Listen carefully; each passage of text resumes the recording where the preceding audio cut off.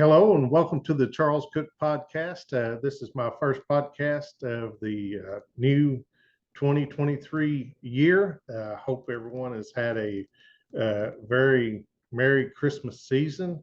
I hope it was blessed for you, and I'm hoping you're being blessed in this new year. And I hope everything goes great for you in this new year, and I hope you're blessed. Well, I'm glad to have you back on another podcast. The focus of this podcast is local and state issues here in the state of Tennessee. And as I've said before, you can follow me on YouTube, Facebook, Spotify, iHeartRadio, Google Podcast, TuneIn, and Alexa. Just search for Charles Cook Podcast. You can also find me on Rumble at Charles Cook 52. Go to any of those and like and subscribe. And the best place to find those links, all of those links is on my webpage for the podcast is charlescookpodcast.buzzsprout.com. And if you want to email me about a podcast or an ideal that you'd like for me to cover, just email me at charlescookpodcast@gmail.com. Today, I don't have no guest. It's something I want to cover. I want to talk about what I believe really escalated the Civil War in the Republican Party and where I seen that it started. And so I've got a clip that I want to play as well.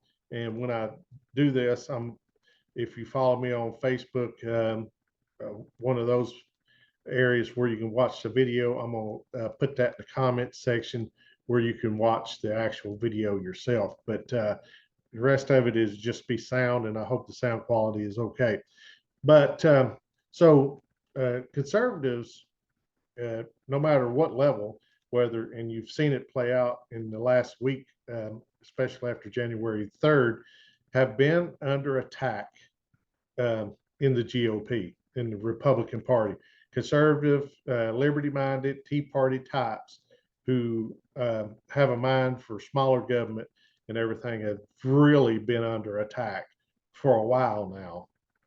So I wanted to go back and say, for many of you, you're just now seeing this, and to steal a line from Bruce Willis in Die Hard, welcome to the party, pal, because a lot of us have been here for a while and been seeing it for a long time. And many of you are just waking up to see just how the GOP it really is when it comes to protecting the establishment. So kind of a little bit of breakdown after, we had Ronald Reagan, and part of this is going to be covering Reagan and how he rose to power. And we had Ronald Reagan for 8 years, and then 4 years of George H.W. Bush, and then the Clinton years.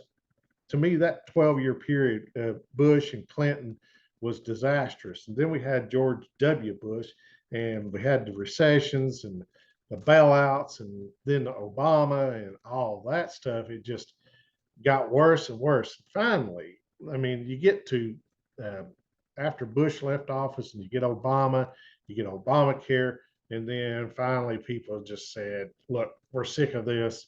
We had Bush, didn't do no good, so the Tea Party and Liberty movement and grassroots conservative movements started rising up, and they called it a lot basically the Tea Party movement, but it was just more than just Tea Party. So that started in February of 2009, and out of that, when we had, after Obama was elected in 2008, in 2010 we started seeing gains for the conservative, liberty-minded type people. 2010, you had Rand Paul, Mike Lee, Tim Scott. Some of those guys got elected to office that were more liberty-minded, supposed to be smaller government people. 2011, you ended up getting Justin Amash, which is huge, out of the state of Michigan. He gets elected, and you're starting to see this kind of stuff happen, more and more people getting elected. So, it's not looking real good for the establishment of the Republican Party, seeing all these guys get elected. So we get to 2012 in the Republican National Convention. When you get there, they see the party, the establishment, is getting nervous because they kind of see what's happening inside the party. So I'm going to play you this clip, and I hope everything works well with it. But I want you to listen to it and hear what happens at the Republican National Convention and what they do in the big. Uh, it was very divided, and what they did to achieve and the dirty politics that they used to achieve what they wanted to achieve. So I hope this plays well for you. I hope you can hear it.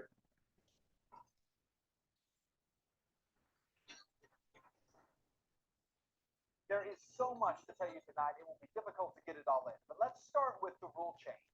The RNC pushed through a new rule that will forever change the way that Republicans choose their candidates. Rule 16 is for the election, selection, allocation, or binding of delegates and alternate delegates. Any statewide presidential preference vote for the Republican nomination for president in a primary, caucus, or a state convention must be used to allocate and bind the state's delegation to the national convention in either a proportional or winner-take-all manner. In layman's terms, that means there are no more free delegates to vote as they choose. And then part two, no delegate or alternate delegate who is bound or allocated to a particular presidential candidate may be certified if the presidential candidate to whom the delegate or alternate delegate is bound or allocated has, in consultation with the state party, disavowed the delegate or alternate delegate.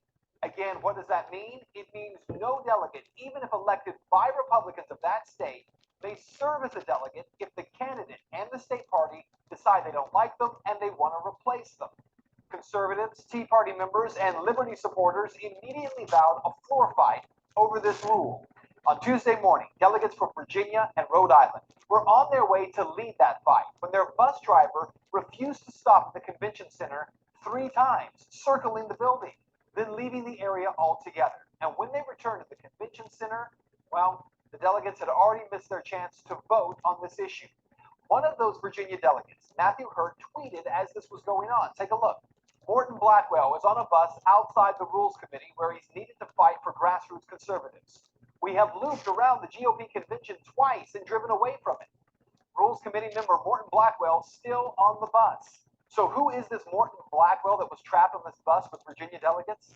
Blackwell is a member of the RNC Rules Committee, and he was the most ardent advocate opposed to the rules change. Now, inside the convention hall, delegates who did make it, they were asked by Speaker of the House John Boehner to vote on adopting this new rule. Now listen as the vote is taken.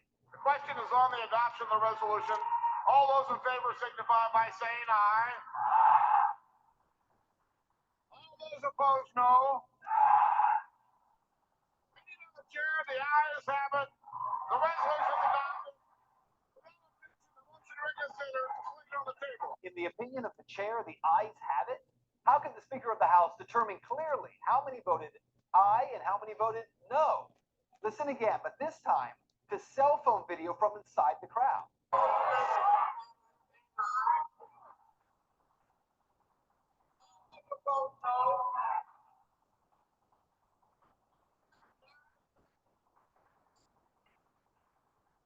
Well, maybe there's a good reason, a really good reason, that Boehner claimed the ayes had it. Today, incredible cell phone video was released as delegates stood by and videotaped the teleprompter that Speaker Boehner was reading from. We're going to take this video full so you can read along for yourself.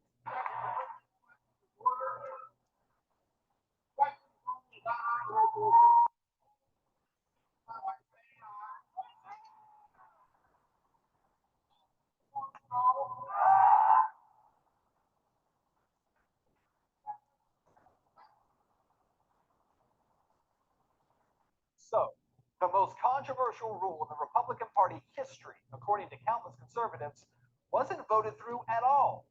It was scripted. Despite the shouts of what at least half the room of delegates appeared to have been voting, Boehner just read along with the script. So why is this rule controversial?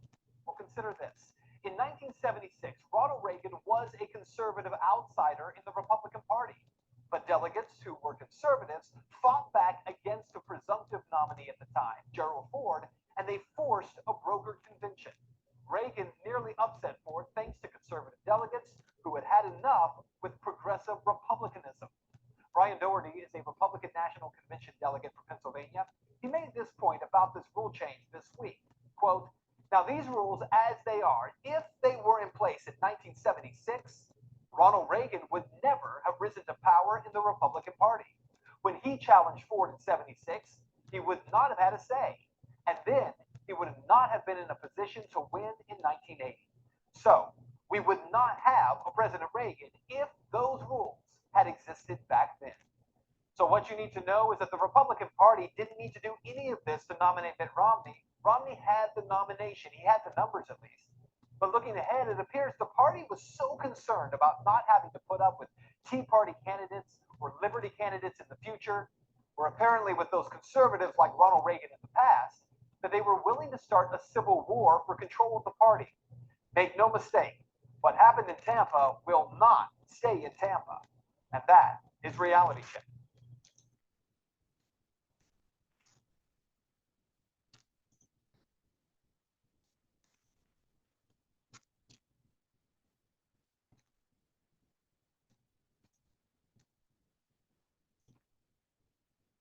So there we go. And as you heard there, it was all scripted. The vote really didn't matter. The voice vote that they didn't matter. It was scripted. It was going to go through. They were going to restrict how the delegates were given up because they didn't want a any kind of thing happening at the conventions with a brokered convention with delegates being split or whatever. So they pushed that rule change in, uh, really ticked off a lot of the Tea Party, more conservative side of the Republican Party. And to me, that is where the Civil War, and as you heard Ben Swan there talk about, that's where the Civil War really got started inside the Republican Party. And it's been going on ever since. And um, many people are just now seeing that there's um, a fight for control of the Republican Party, and the establishment will do anything it can to keep control. So we go on from the convention, uh, and Romney loses the election, and even though they changed the rules and everything, none of that mattered. He had the nomination sold up. But you had people like Ted Cruz and Thomas Massie and other ones get elected. That was in 2012. So after 2012, you're starting to, the House the Republicans have taken over the House. Republicans is getting ready to take over the Senate. Well, when the Republicans took over the House, um, the Boehner and those guys were hollering, well, we got to have the Senate before we can do anything, before we can hold the Obama administration accountable. So next time around, they give them the Senate. Okay, 2014, they get control of the Senate. But in 2013, you have people like John McCain, Republican establishment. I'd go as far as calling him a liberal Democrat, really, given looking back on history now and see how everything is. Um, he starts calling Tea Partiers and liberty-minded folks wacko birds. Him and the Lindsey Graham types and stuff. So in 2014, primary season, the number 2 guy in the House, the Eric Cantor, the Republican House majority leader then. He wasn't minority leader. Now, majority leader, Eric Cantor, he loses his primary election to David Bratt in Virginia. And David Bratt was more of the Tea Party type, went and primaried the establishment guy, didn't have nearly the money that Eric Cantor had. and he went and beat him because people were sick of it. So, as I said, they get control of the House and Senate, and now they have plenty of pushback against Obama. But oh no, now we have the House, we have the Senate, we have to have the presidency.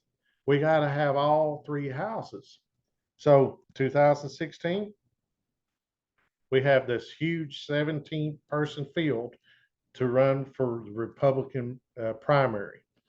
And, you know, everybody thought it was funny at first Donald Trump was going to run. And, the shoe in for the nomination by the establishment was Jeb Bush. And Jeb was one of the first ones to fold. Uh, he didn't have the support. And then when the establishment seen what happened, whether you like Donald Trump or not, the facts are they tried every way in the world to stop Donald Trump. And they tried to use Jeb Bush, they tried to use Marco Rubio, then it got down to Ted Cruz, and it is how bad they didn't want Donald Trump in there as they were supporting Jeb Bush. Uh, but the main thing is they changed their rules in 2012, and that rule change at the convention came back and bit them in the tail big time in 2016 because they couldn't get people to change their delegates, to split the delegates and have a floor fight at the convention, and maybe get delegates to switch, and try to challenge Donald Trump. So their rules actually bit them in the tail, and it helped Donald Trump at the convention. And that's just facts. So uh, Donald Trump beats the GOP establishment, and we see what happens from then on out. People were just sick of the establishment Republicans. They had seen their outside guy, and they decided to back him no matter what. They were sick of politics as usual. And like I said, whether you like Trump or not, the facts are the facts. And that is exactly what happened. People were just sick of it, and sick of the establishment GOP. So they picked Trump, and they couldn't get rid of him. And so after that, you've seen what all happened in 16 with the Russia collusion and all this stuff, and the three-letter agencies going after him and trying every way they could to get him out of the office. But I also want to talk about this stuff. When I talk about local and state politics, it has bled down to the state levels. I mean, those changes going on here in the state of Tennessee is just like people like Scott Golden, the state executive commission and chairman for the Republican Party here in the state, making changes, taking people that won write-in ballots and taking their election from them because they've been conservative and they've spoken out against establishment Republicans, and they didn't want those people in office. They wanted people to go along with the status quo. They didn't want people holding the GOP accountable and speaking up to what was going on. You have people like Victor Ashe, that in Knoxville, the former mayor of Knoxville, former Tennessee state legislature, was was an ambassador under Bush and Obama. He's worked and to weaken conservative minded, liberty minded candidates, even to push to have Democrats put on the ballot in the Republican primaries just to keep conservatives from winning.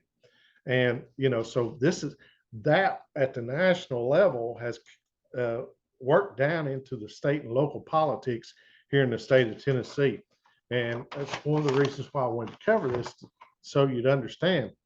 And these are the same people that tell you that that their chosen Republican candidate, you have to take their guy, because if you don't, you won't win. But when you take their person, you don't win. it's like John McCain. He, he was the chosen one, and we didn't win. Mitt Romney, we didn't win. And then, you see what's happened. And even here lately in the primaries in 2022, when the Republican establishment would actually go out and they'd fund, actually, it was one of the things that's one of the big fights against McCarthy up there right now and Mitch McConnell is they use money to back Republican establishment in primaries. They're not supposed to get involved in primaries. They're supposed to let the best candidate win. And they use primary money to back establishment candidates over conservative candidates. And then when they, just like in Alaska, when they had a runoff with two Republicans, they pulled money from other states and used it there to back a Republican establishment candidate versus a conservative candidate. And instead of saying no matter what happens in that race, we're going to have a Republican, let's focus on these other states.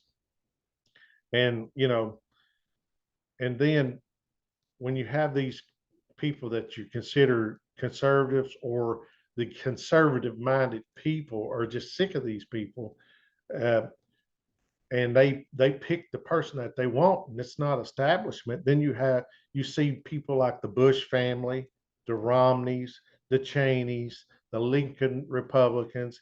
And I'm gonna try to stop calling them Rhino Republicans, and I'm going to start calling them Chamber of Commerce Republicans, Chamber of Commerce Republicans, because that's what they are. It's all about what benefits them and their friends. And yeah, Rhino Republican in name only, but that's what they are. They're Chamber of Commerce Republicans, and if they don't get their way, they have no problem with voting for a Democrat. So anyway, don't send your money to these people. Don't send your money to these Republican parties anymore. If you've got somebody who's running as a Republican and they're a good candidate and you want to support them, donate to that candidate. Don't donate to the party because you're seeing what the party's doing. And I'll even go to the point where I'll talk about what we've seen here in the last week. You have some people in the Washington in the House of Representatives in DC that's actually pushing for rule changes and stuff to limit the powers of the Speaker of the House and give the members of the House of Representatives more power to do what they need to do as they should have. And when you turn on the pundits like Mark Levin and Newt Gingrich, Sean Hannity, all these people that are on Fox News and these other places, whether it be talk radio or whatever, you've seen how they started going after these people. And then Dan Crenshaw calling conservative members of the House trying to stand up and get some good things done, calling them terrorists. Now, we're talking about a man who supposedly lost his eye in combat fighting terrorists, people that were trying to kill him. And then he comes back home and calls members of the party that he is in, because they're fighting for good changes in the House of Representatives, he calls them terrorists. That wasn't by mistake. He done that on purpose because what he wanted people to know that if you support them, they view you as a terrorist too. So keep that in mind when you see people like Dan Crenshaw and you want to send them money. And this is the type of people that the Republican establishment is sending money to. Somebody that views people like Lauren Boebert, Matt Gaetz, and those types as terrorists. Now, they can disagree with them politically, but they're not terrorists. And then you turn on Fox and Friends and you see Brian Kilmeade calling them insurgents. Well, he didn't just do that by mistake. He is on national TV calling the people that you are backing to try to get government working for the people again and get government off of our backs and have some transparency and accountability in government. He's calling them insurgents because they view you as an insurgent if you back them. You understand? If you agree with them, this is what they do. It's not about the politicians. It's about you and your mind and trying to keep you from stepping out saying, I support them, because you don't want to be viewed as a terrorist or an insurgent. And then you have somebody like uh, Mark Levin that's doing the same thing, same stuff. Sean Hannity, same stuff. All these people that have made a fortune and made a good living off of covering Republican Party politics and covering it and doing radio broadcast, podcast, TV, and everything else. They've made a good living, got rich off of it, and this is how they view the conservative side, the liberty minded side of the Republican Party, and they view you the same way. So think about that when you sit down with your checkbook or you go online and you donate to the Republican Party and these people, and you listen to these people on their podcast or their radio stations and everything, or you view them at night on TV. This is what they feel about you. And that is being exposed. And it's from the national level all the way down to the local level. I've covered already and done interviews with with people here in Tennessee that have dealt with the Republican Party here that's shut them down because they didn't like the people they were bringing in to speak. They didn't like how they questioned Republican uh, elected officials, in their county. So they're trying to shut them down. They don't want grassroots people involved. So I want you to keep that in mind and pay attention to it and know that this stuff has been brewing for over 12 years now. And it's going to come to a head. And I got to tell you, you have to admire the people that stood up this week and took a lot of pressure to make some changes in the House of Representatives that I think will benefit the American people in the long run. But they had to have the courage, and I thank God they did. Very few. You think about 20 out of 218, 9%. 9% of the Republican Party in the House of Representatives had enough guts to stand up and try to make changes for you. Does that tell you where your Republican Party is?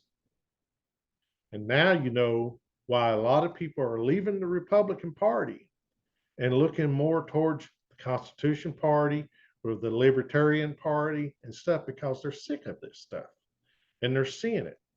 And I'm hoping you're starting to see it too. With that, I say thank you for joining me.